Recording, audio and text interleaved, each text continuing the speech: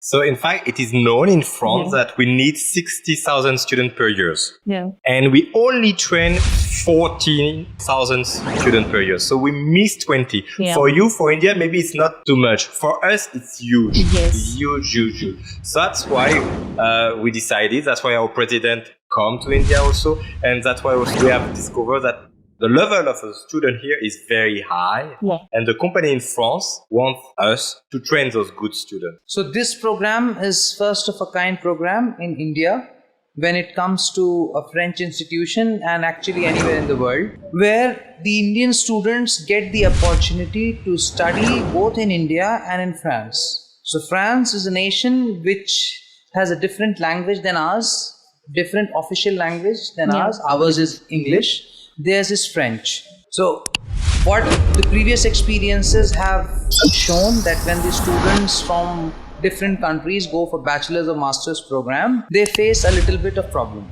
Right. And now in this program, builders, école d'ingénieurs, beginning 2 years or a little less than 2 years, will be training the Indian students with the course curriculum that they teach in builders, école d'ingénieurs, along with the language training of French and English. So in a sense, it's a 2-year program in India, 3-year in France. The strongest USPs of this program being there is a compulsory internships, and the reason for this is that this particular institution is a job-oriented higher education in France, which boasts mainly about the problem solving and addressing the needs of the industry and not the academia. Of course, the students are welcome to carry on their research as well. Their infrastructure is great, but what they specialize in are the industries.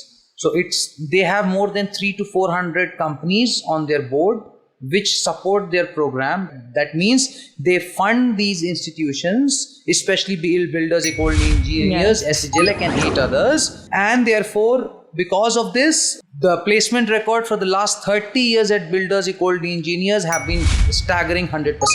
Okay. And when we discussed this, I thought India being such a large country, the main thing is our good students, our good graduates are not able to get job. Right. And France has a shortage of at least 1/3 of the engineers. It's an integrated program where at the end of 5 years, they get both a bachelor's and master's degree in engineering.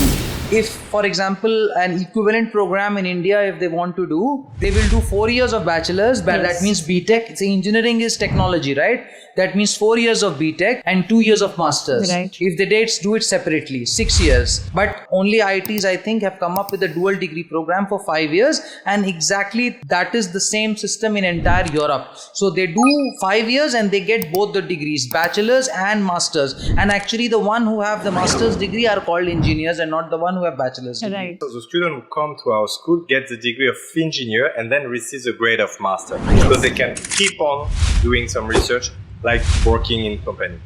It's very high. As per discussions and as per the records, we see it was more than 80 to 85% when the students are directly the French students, when they are directly admitted, it's around 80 to 85%, maybe even more. It's in class 12. Yeah. And they must have maths and physics as subjects there. Okay. So in talking about Indian scenario, the normal trend is if they're science side student, it is PCM, that is physics, chemistry, maths, or physics, chemistry, bio, PCB. Yeah. Plus they also have PCMB.